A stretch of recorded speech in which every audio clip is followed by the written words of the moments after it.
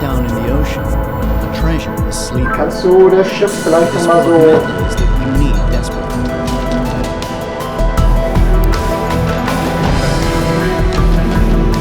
But to this day, the subterraneous world remains as foreign to us as the moon. A mysterious universe populated by unique creatures.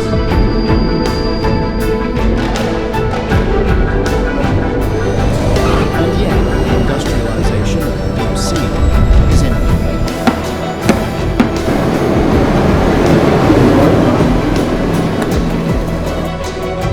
Can manganese nodules solve our raw material problems? Science ought to answer this question.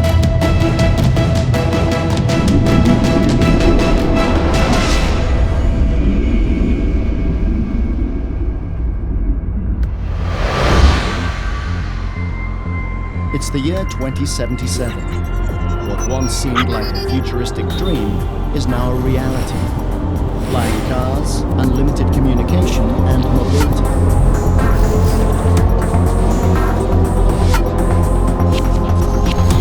From another perspective, however, we've become even more dependent on the metals that make our nice lives possible.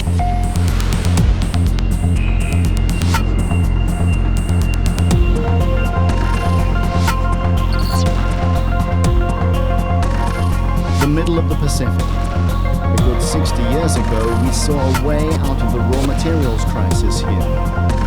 Today, an old research vessel sails across the area that Germany, the economic powerhouse, is supposed to save.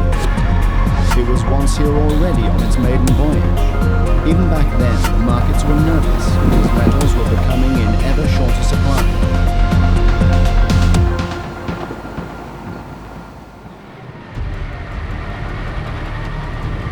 60 years prior, the MS Sonne was the pride of German ocean research. The new research vessel from the Kiel Center for Oceanic Research, GeoMar, is on the verge of its very first exploratory trip, which is set to take several months.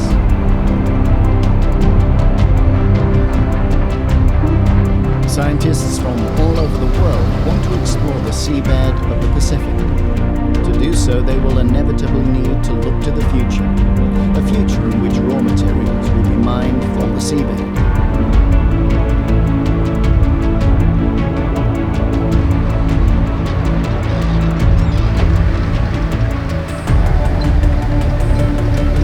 What will happen to this untouched part of the earth when people start to intrude here?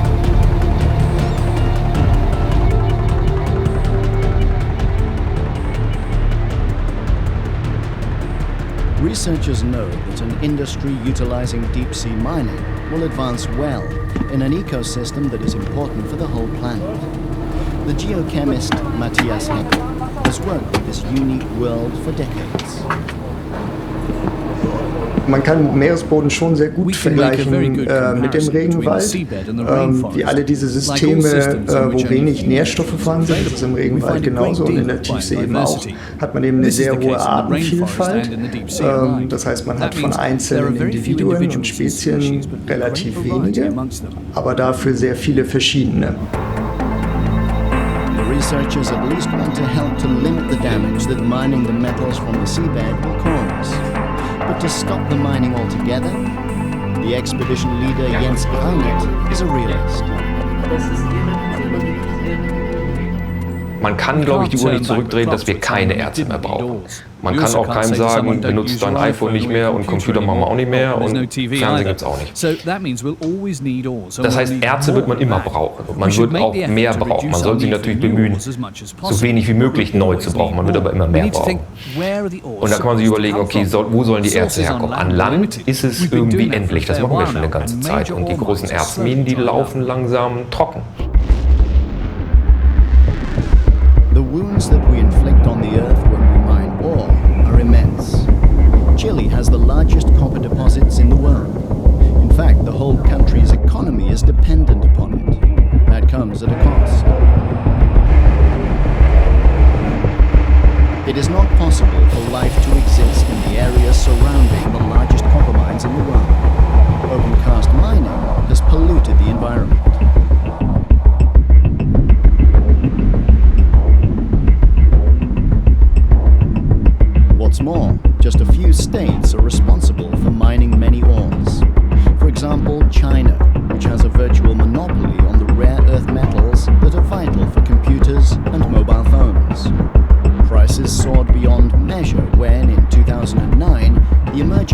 Germany's economy decided to no longer sell rare earth metals to other countries. Rare earth metals, copper, nickel, cobalt, and chrome. Without these non-ferrous metals, our entire modern technology world would collapse. They're found in every electrical device. We can no longer imagine our lives without them. What's the solution? Preaching on cutting down our consumption and making the smartphone generation responsible is just too short-sighted.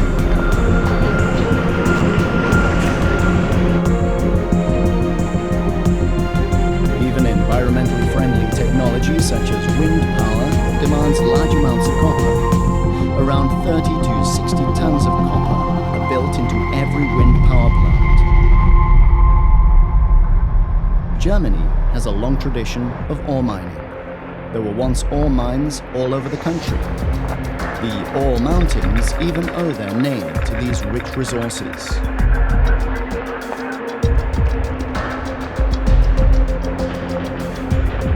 Ores were mined in Germany up until the 1970s, and even until after the fall of the Berlin Wall in East Germany. The country was, to a large extent, independent from foreign imports.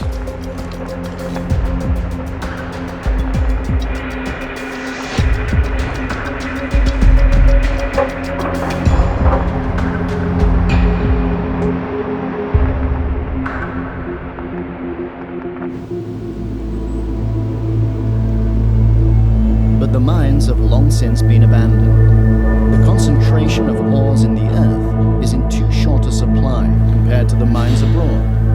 Only ruins, traditions, and memorials are left as reminders of the mines.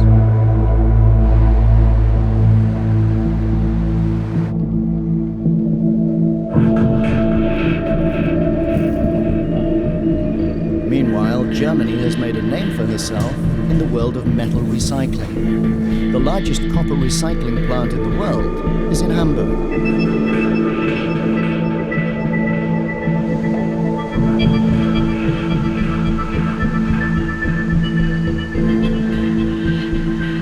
Nowadays in this country, up to 43% of copper is reused, an astoundingly high rate that remains unparalleled elsewhere. The metal can be recycled without its quality diminishing. The problem, however, is recycling alone is not enough if the hum of the economy is to continue at least. Things can only be recycled that have already been used and have reached the end of their lifespan. Copper from mobile phones and electronic devices tends to land in the melting plant only after around 2 to 10 years. Larger amounts of copper, for example from house building, tend to only be recycled after over around 30 years of use. However, copper usage in the EU continues to increase each year. Economists see that as a good sign. They even speak about Dr. Copper, who is a sign of stable economic growth.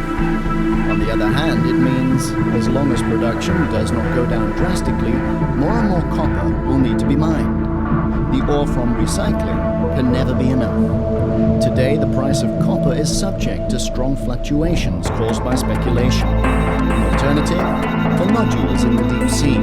What do they contain and what's the cost? Deep sea research explains how economics and ecology can be compatible. Wenn man Tiefseebergbau machen will, dann muss man das so verträglich wie möglich machen. Und dazu muss man die Umwelt erforschen. Und wenn man sie nicht versteht, kann man es auch nicht verträglich abbauen. Und dazu, denke ich, ist der Wissenschaftler prädestinierter als der die Manganknoten abbauen will, weil der hat primär das Ziel, Manganknoten abzubauen. Auch wenn er sagt, ja, wir kümmern uns ein bisschen um die Umwelt. Unser primäres Interesse ist, die Umwelt zu verstehen.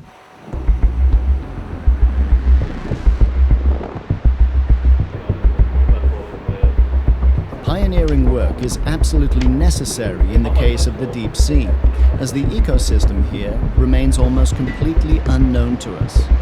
Researchers first want to find out about the life that inhabits the fields of manganese nodules on the expedition.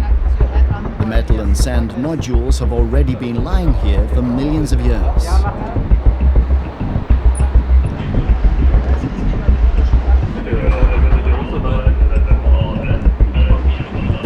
devising various methods to go about this. His claw cuts out pieces of the seabed and takes it up to researchers on the ship from a depth of 4 kilometers.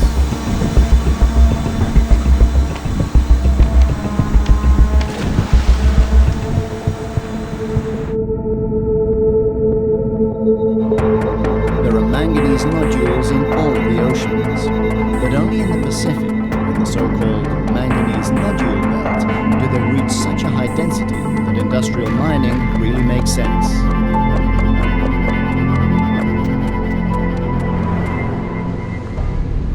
"150 years ago, the expedition, the Challenger, provided an insight into this mysterious world.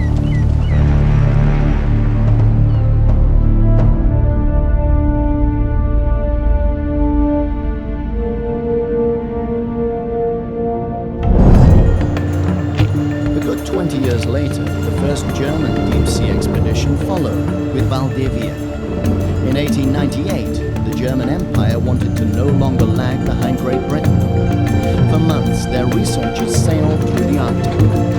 Back then, the conventional thought was still prevalent that the deep seabed was a lifeless desert. The German scientists tried to research the seabed with trawl nets.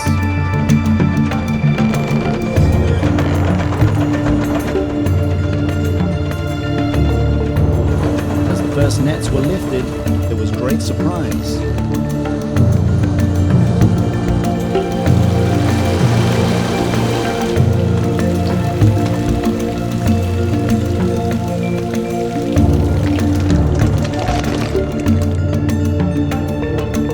It was clear that countless animals were living on the seabed, but almost all of them were unknown to the researchers. Up on deck, they examined and categorized the foreign organisms.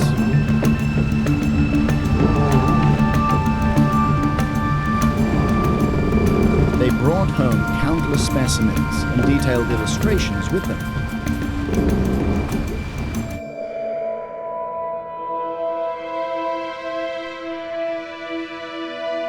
Even today, scientists have not yet managed to finish examining all of the containers of mysterious creatures.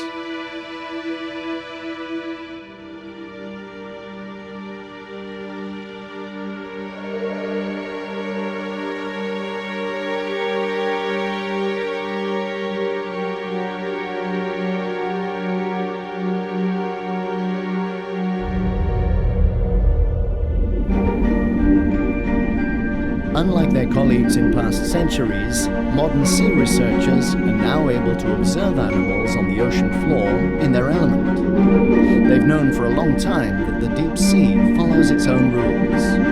The clocks of the deep sea tick to their own rhythm.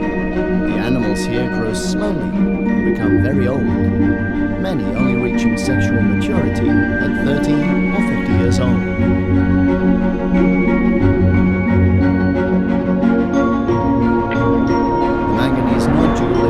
In this mysterious world, it always needs a core.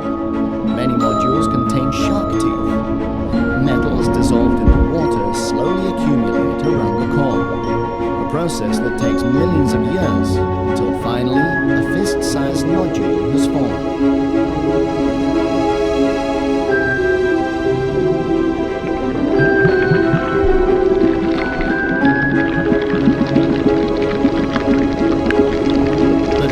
Slow universe react to attacks from the outside.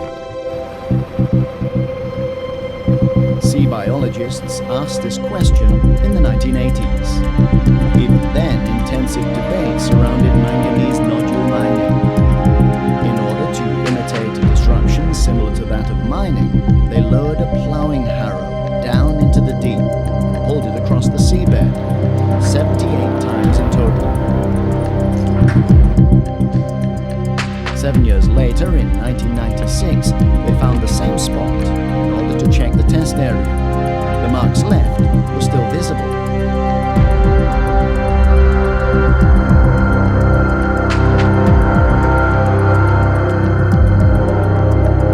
Today, a good quarter of a century after the original experiment, they're traveling back there again. More than anything, by now it has become much clearer how little we know about the deep seabed. Matthias Heckel accompanied the party in 1996 as a young doctoral student. Die Tiefsee bedeckt eben 70% unserer Erdoberfläche und wir haben bisher wirklich nur Punktmessungen gemacht. Wir haben vor 10, 15, 20 Jahren wirklich gedacht, das wäre alles halbwegs gleichmäßig in der Tiefsee, auch auf so einem Gebiet, wo wir jetzt gerade sind. Selbst da, jetzt sind wir auf einem Gebiet von ungefähr 2 Seemeilen Durchmesser, also ungefähr 3,5, 4 Kilometern. Normalerweise haben wir immer gedacht, dass auf Skalen von mehreren 10er Kilometern alles homogen und gleich ist. Und wir sehen jetzt hier, dass selbst auf diesen 3, 4 Kilometern die Variabilität wirklich relativ groß ist.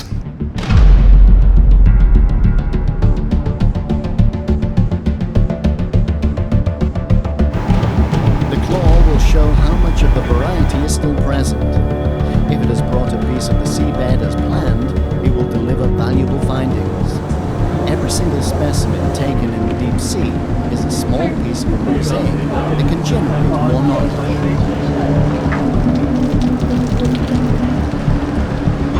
A lucky turn.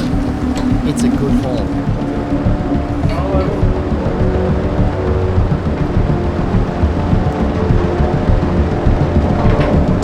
Biologists carefully retrieve the sediment and nodules. Every single sample will be examined immediately on deck, later analyzed further on land. Because such an expedition guzzles a lot of money, work is continuously done on the Sonne around the clock. Researchers from all over the world share the layers out and use every single method. Slowly, the sediment releases its treasure. The manganese nodules are measured and weighed. From an economical perspective, it's true to say, the bigger, the more valuable. Large nodules are easier to mine. They required millions of years to grow to that size.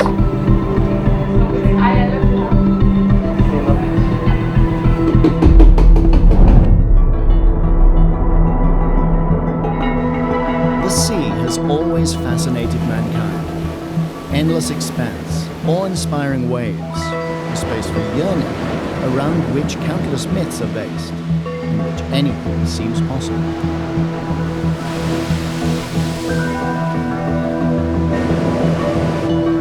The elemental power of the ocean instills fear in us. Yet at the same time, we've always wanted to conquer the oceans. They also promise us great gains.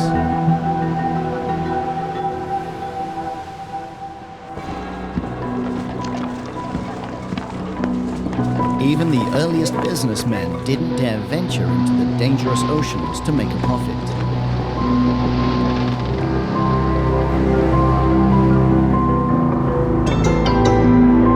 Later, with better ships, the exploitation of the ocean progressed more and more. In its early days, whaling was lethally dangerous for sailors, but the work was good money.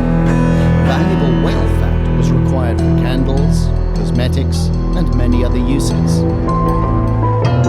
The extinction of the whale was only prevented by the realization that crude oil could be used as a replacement for whale fat.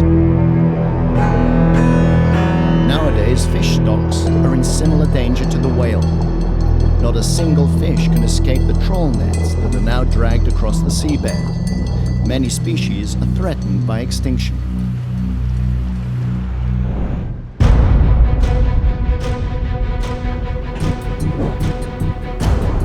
Although the fish stocks in the deep sea are being ruthlessly exploited, the seabed remains unknown to us. It's true to this day. We know more about the surface of the moon than we do about the deep seabed. Every impression of the seabed is unique.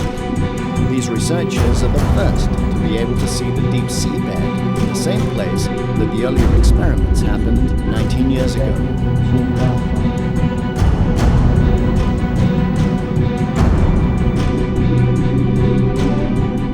In almost 2 decades, technology has moved forward exponentially.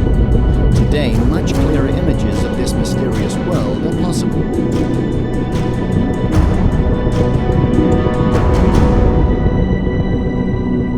Wenn wir eine TV-Kamera über den Meeresboden ziehen und wir sehen das Bild live, sind wir die Ersten der Menschheit, die diesen Fleck Erde gesehen haben. Immer wieder neu. Jetzt kriege ich schon Gänsehaut. Immer wieder neu. Das ist, für mich ist das spektakulär. Extracting manganese nodules once seemed within reach, at a time that was characterized by a similarly pioneering spirit. In the 1960s and 70s, people believed nothing was impossible. Man had succeeded in reaching the moon, even standing on its surface. There you go. Oh, geez, that's great. There's some lighting halfway, David.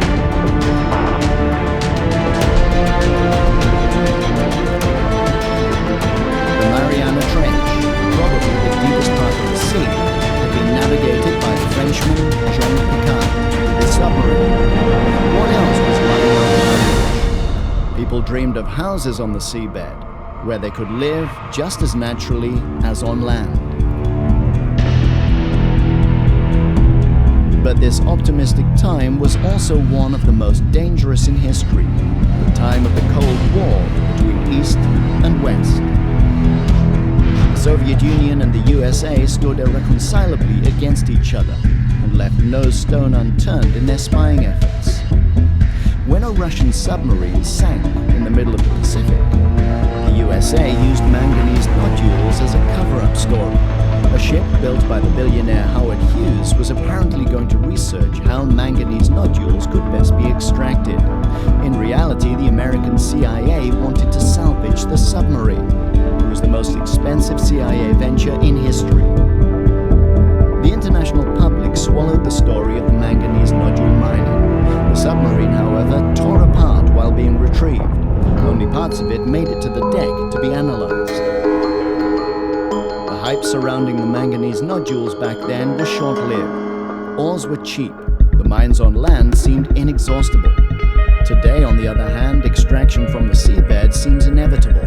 All over the world, research is being carried out looking into how the raw materials can best be extracted from the nodules. The Rhine-Westphalian Technical College in Aachen is at the forefront of this field. At first, the operation looks simple. The nodules are made smaller.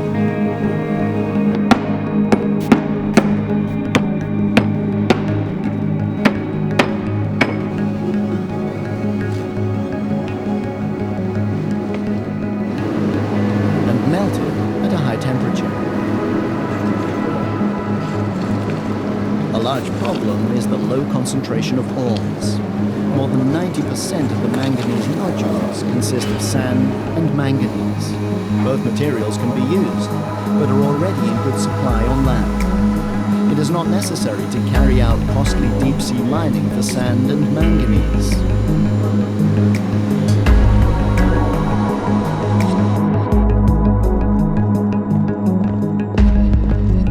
In addition, iron and non-ferrous metals come out of the smelter together in metal clumps and need to be separated with other processes. Very little non-ferrous metal for a large output of energy.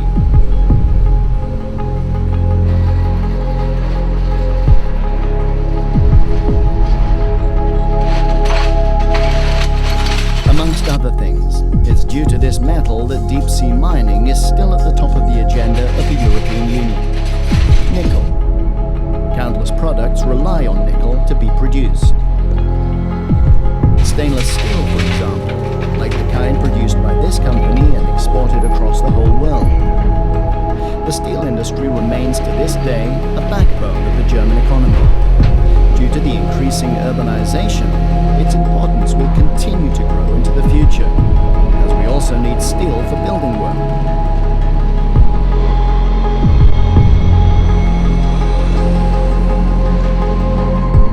But it is estimated that global nickel supplies will be exhausted in 40 years. And what then? Researchers are currently testing which substances can replace nickel, but the alternatives are not yet wholly convincing.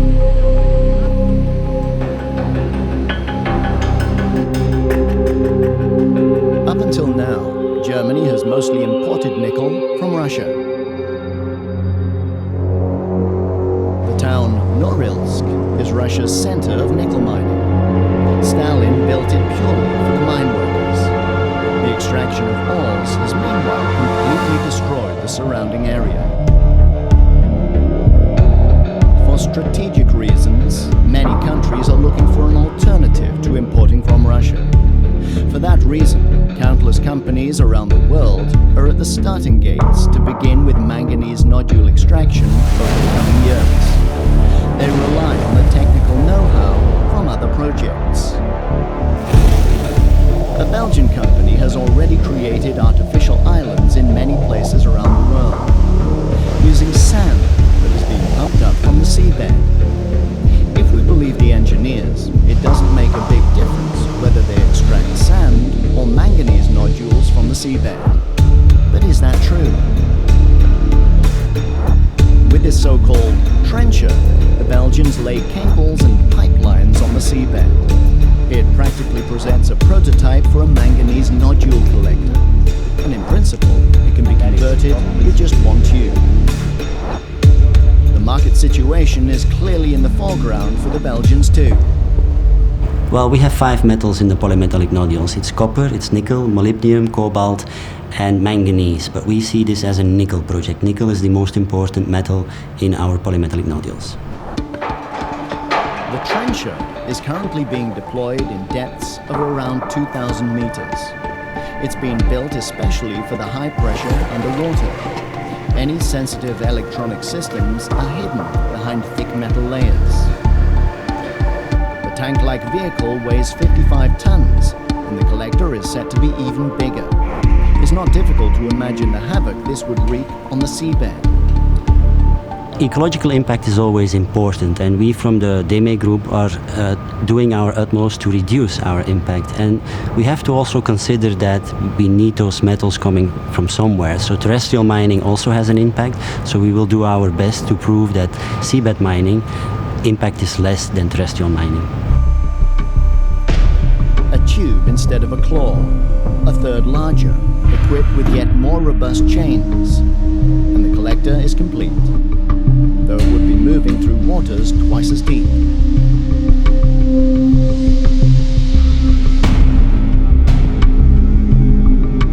All around the world, many companies are working on concepts for manganese nodule mining. Essentially, the principle is always the same. A tank-like vehicle is released from a ship onto the seabed. Technicians sit on board the ship to steer the machine. On the seabed, the collector sucks the nodules up. It takes the top 15 centimeters of the ground up with it and creates great swirls of sediment. Still in the water, the nodules are gathered in interim storage and finally are pumped on board.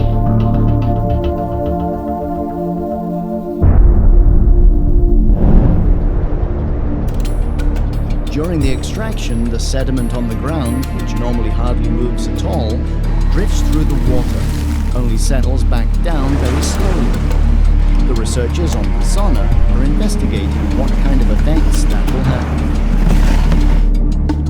A diving robot takes on the role of the collector underwater. It is lowered down firmly on the seabed using a remote control in order to imitate the damage caused by mining the nodules.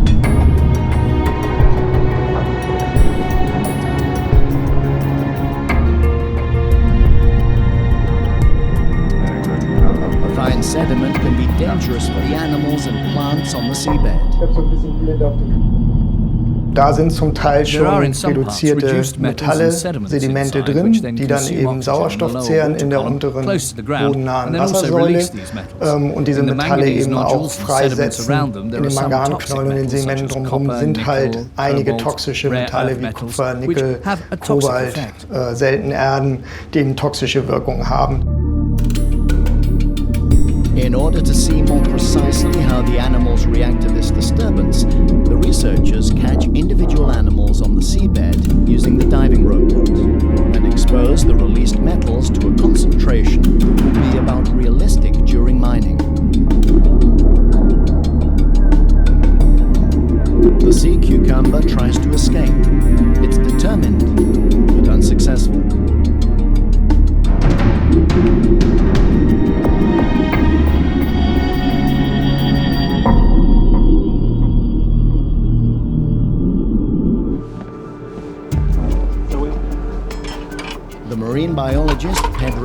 Martinez wants to understand which and how many animals live here in the manganese nodule fields.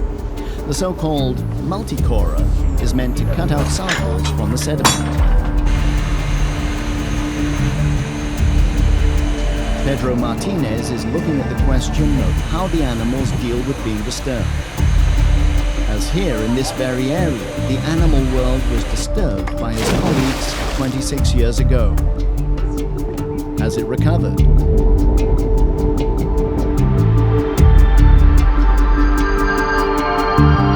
is much excitement as the sea researchers heave the multicorer back onto deck. Up until now, they haven't managed to take samples with it. And without that, the marine biologists cannot carry out any examinations.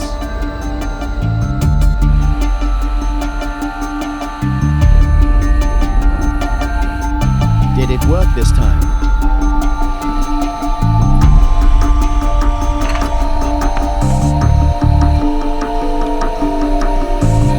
The researchers have to accept another disappointment. No sediment has gathered in the pipes, only water.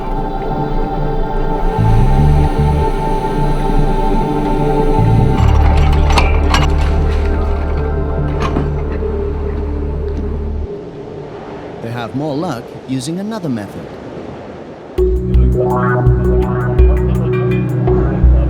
Countless animals have landed in a trap on the seabed. The work begins immediately.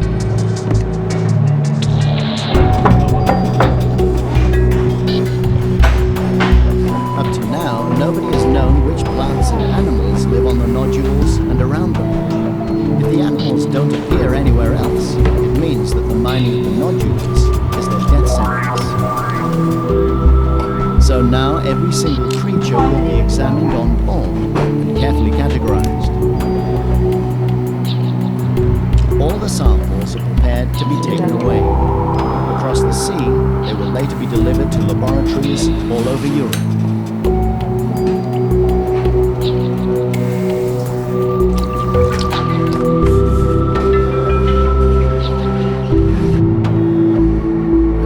Chest of samples, comparable to the first German deep-sea expedition, and years of work from many biologists.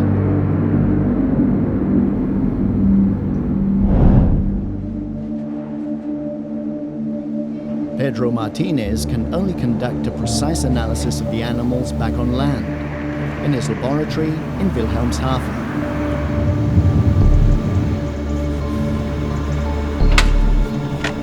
It took weeks until the containers finally arrived.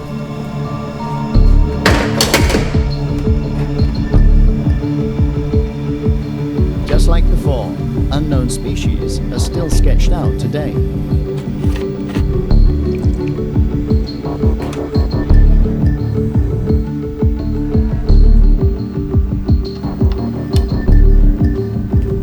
For Martinez, it is certain that every single one of the tiny unknown animals could play an important role.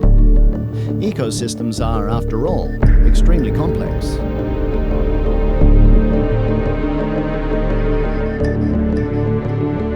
Jede Art ist einzigartig und hat auch eine Rolle im Ökosystem und hat einen Platz im Nahrungsnetz, sodass wenn Arten verschwinden, auch wenn die klein sind, können die auch einen Einfluss haben, der dann auch messbar ist.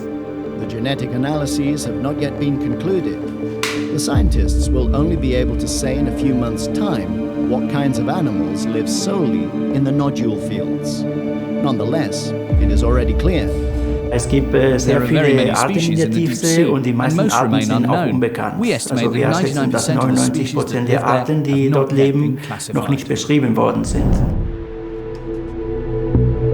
99%. With mining, we would wipe out life, without knowing how important these organisms could be in the entire ecosystem. An incalculable risk. 26 years ago, colleagues of the current research crew left tracks on the seabed. Today, the scientists will find out if they're still visible. Tracks in mud. After 26 years, in the deep sea, this is not as absurd as it seems. This autonomous underwater vehicle, known as an AUV, is meant to clarify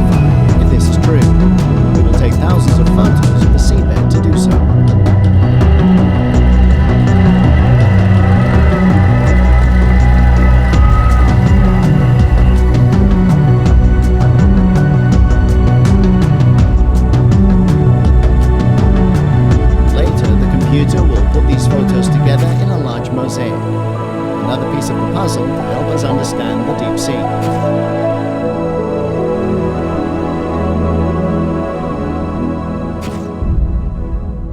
Die Kollegen, die mit an Bord sind, die Biologen und Geochemiker, wollen sich eigentlich auch angucken, was hat sich biologisch verändert von vor 19, 26 Jahren oder halt geochemisch verändert. Und das wollen wir dann dazu nutzen, um Aussagen zu treffen, wie schnell sich die Tiefsee regenerieren würde nach einem Tiefseebergbau und wie stark wird sie überhaupt gestört. The images will answer these big questions. Will these tracks still be visible? The scientists wait impatiently for the underwater vehicle.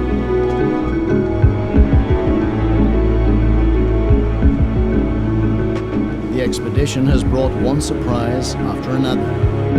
Experts had all presumed the seabed was even. However, in fact, the researchers on the Sonne have discovered it's full of hills and valleys. These will complicate mining the nodules.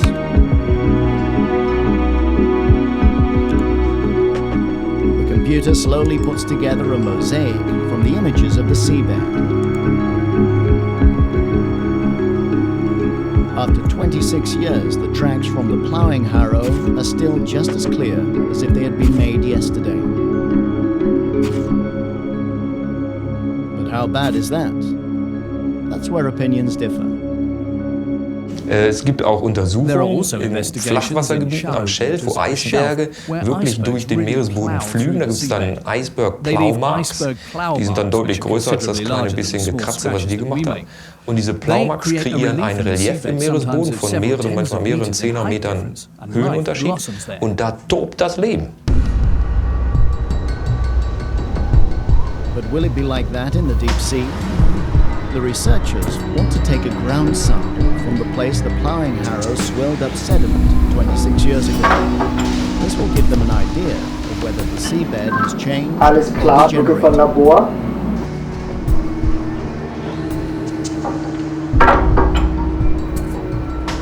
The output of the gravity corer is very precise work.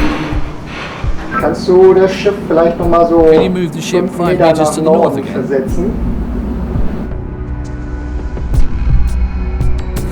Finally, the right position has been found, and the gravity corer sinks 4 kilometers down.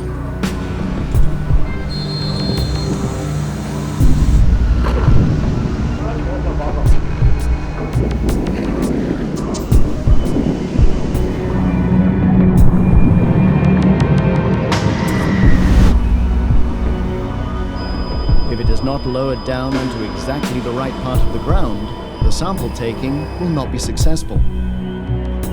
Winde stoppt. Winde gestoppt. Labor für Labor, wir sind jetzt schiffsmäßig auf der Position. Lab bridge, okay, I'll be in touch. Bei einem Abbau von den Manganknollen, da würde eben die oberen, so wie es jetzt beim Flug nicht ganz so intensiv passiert ist, die oberen 5 bis 10 Zentimeter des Sedimentbodens im Grunde genommen weggenommen oder stark gestört werden. Das heißt, die Fauna, die Tiere, die da drin leben, werden sterben oder ganz entfernt werden. Die Bakterien werden ähnlich beeinträchtigt. Das heißt, dieser Abbau des organischen Materials, Verbrauch von Nitrat und Sauerstoff wird eben danach nicht so in dem Maße oder ganz verschwunden sein. How big is the damage caused? And how far does it continue to the deeper layers of the seabed? Answers to this are to be found in a several meter-long sediment core from the seabed. Matthias Heckel is examining samples from various depths.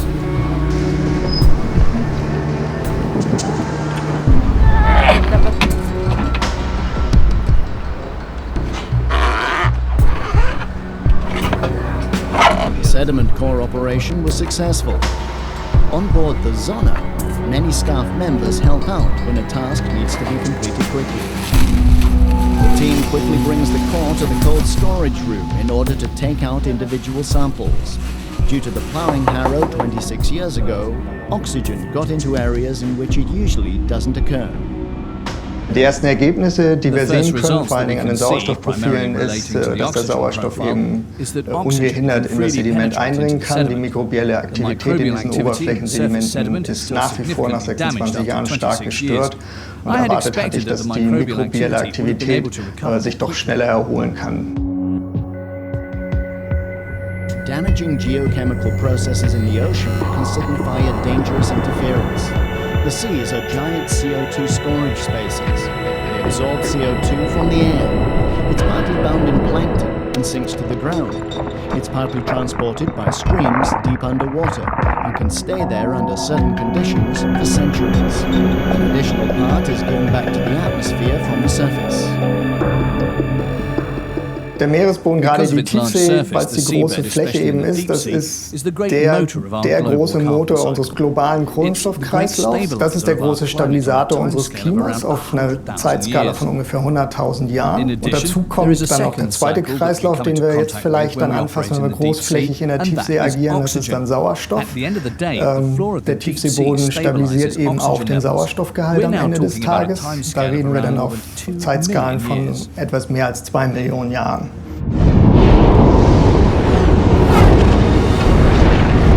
The seas are more than 4 billion years old. They emerged on the planet before volcanoes. People are not able to overturn the elemental forces of the oceans in a day. As the first rains fell, they created the foundations for the oceans we have today, and thus made life on our planet possible. Processes that we set in motion today could have effects in thousands of years. Dieses Experiment, was 1989 hier durchgeführt worden ist, gibt uns schon die Erkenntnis, dass auf einer größeren flächigen Skala, wenn Abbau betrieben wird, nachhaltig die Umwelt geschädigt wird. Und für die Regularien, die jetzt zu erstellen sind von der Internationalen Meeresbodenbehörde, bedeutet das ganz klar, dass man es irgendwie regulieren muss, wie groß und wie zusammenhängend Flächen abgebaut werden dürfen. The industrialization of the seas is moving at an unstoppable pace. Aside from the territories of individual countries, the open ocean belongs in principle to nobody and to everybody. The International Seabed Authority was created in 1996 in order to protect the seabed. Researchers on the Sonne work in conflict between environmental protection, politics and economics. The economics side is even on board with them, in the form of Johannes Post, the CEO of the Deep Sea Mining Alliance, a merger of businesses who want to promote deep sea mining. Even Post thinks that the Seabed Authority needs to take swift action. Die Regularien für den Abbau müssen jetzt eigentlich im Laufe der nächsten 1-2 Jahre geschrieben werden sein und abgeschlossen sein, weil es gibt schon Firmen weltweit gesehen oder auch Länder, die wollen jetzt demnächst anfangen mit den ersten Tests und so, und dann muss schon irgendwo klar sein, wie da die Randbedingungen sind. The authority has its headquarters in Jamaica. It grants licenses for the Manganese Nodule Belt. Companies are not able to apply for licenses, only countries are. Whoever is granted one is able to initially start exploring the area and later to mine the natural resources. This also applies to the tiny island state, Nauru.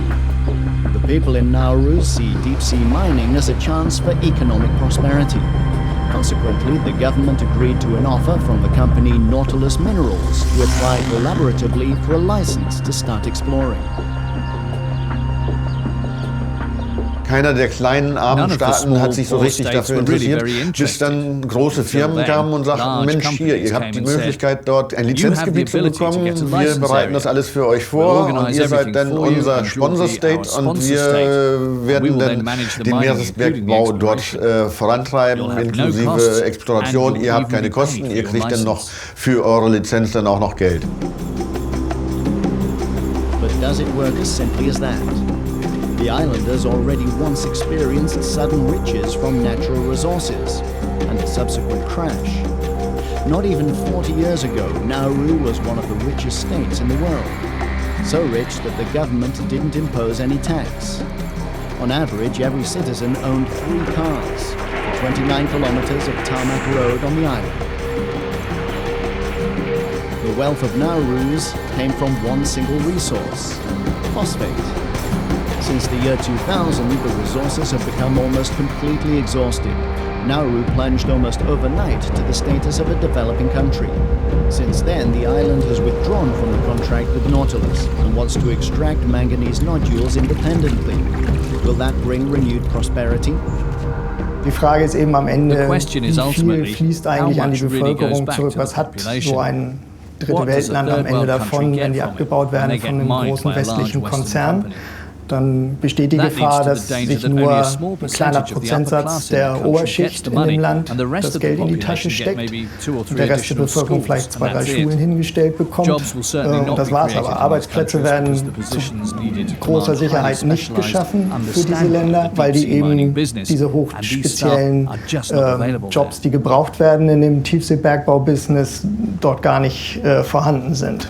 When filling the roles for the job, again, only the large industrialized states get a chance. Germany, France, Belgium, and other EU countries. Russia too. Yet it is questionable where these countries will process the nodules. Man hat genauso einen hohen Abfall, wie man es auch bei den Landlagerstätten halt hat, weil im Augenblick zumindest die internationale Gesetzgebung auf hoher See so ist, dass die Schlemme, die da übrig bleiben, nicht wieder eingeleitet werden dürfen. Insofern wird man sich um die Entsorgung an Land dann irgendwie kümmern müssen und ist für mich aber auch so ein Punkt, dass gerade wir so als Industrieländer uns gut überlegen sollten, wo wir denn diese Manganknollen am Ende verhütten wollen.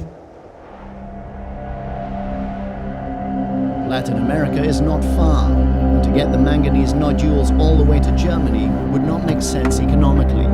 But none of the Latin American countries that come into question also have anywhere near the same environmental standards as the EU states. And the non-ferrous metals can be thoroughly poisonous for humans.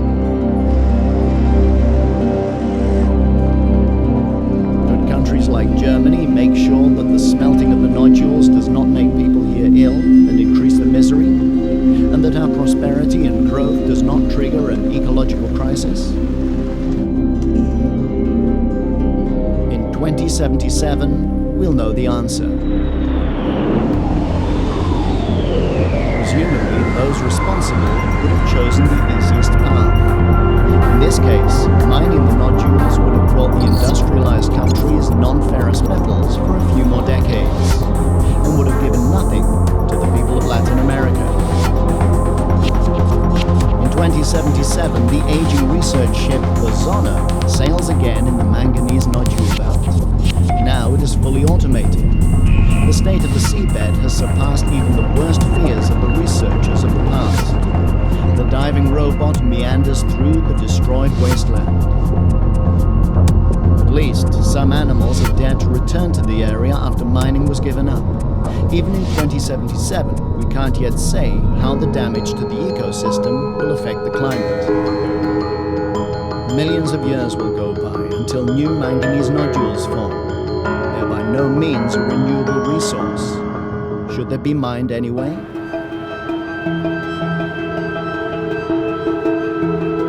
Even the researchers reach different conclusions.